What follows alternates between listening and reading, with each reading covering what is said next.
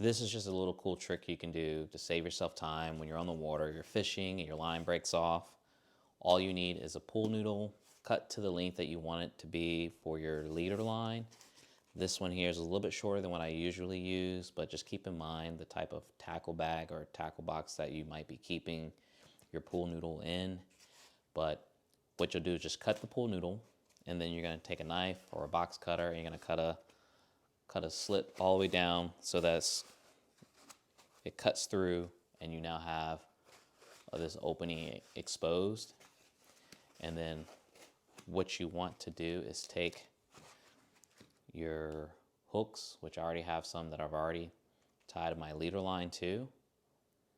And what I try to do, I don't have it with this particular pool noodle, but in some instances I will have a swivel tied on the end. Again, sometimes your lines will break off at the swivel. Sometimes you lose everything. So just having it kind of balance out might make sense.